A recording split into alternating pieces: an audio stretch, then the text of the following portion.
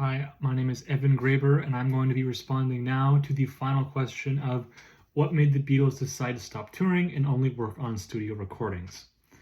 So, the first and most sort of simple reason is that it was exhausting, it was stressful. These guys were operating at a level of fame and they had such adoring fans to an extent that really people didn't know how to deal with.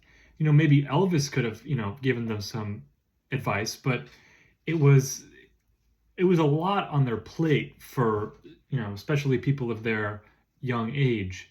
But it's a lot of eyes all the time. They're also not free from scrutiny if they don't feel like they're appearing well on stage, and it's a lot of work to tour. And when you're the biggest thing on the planet, it's extra exhausting to do.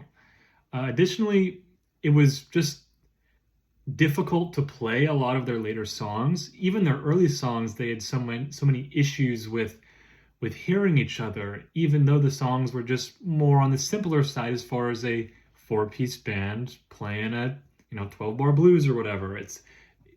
Without hearing each other, it's pretty difficult to play. Um, and those are like the easy songs. The second you start getting into songs like Blue Jay Way, how do you perform that on stage? How do you give a compelling performance to such a complex song? Which leads into another reason is that their creative exploration, the way they took their albums creatively, didn't lend themselves to uh, touring well. They focused more on the album as an art style, as a self-contained piece of music, and they focused on more on like bending genre and using studio effects. And that doesn't really work when you're on a stage. You can't, how do you have a psychedelic interlude live? That's not something that they were able to do. And rather than sacrifice their creativity, it would be a better idea to just stop touring and focus on a goal that can only be accomplished by sticking to the studio. This also leads into the reason that, going back to what I mentioned about focusing on the album as a total art form, is that a lot of the songs are sort of strange out of context, especially if you go to the very end on Abbey Road. A lot of the songs don't end. They lead into each other. They necessitate the whole album being played together. You can't strip them from their context.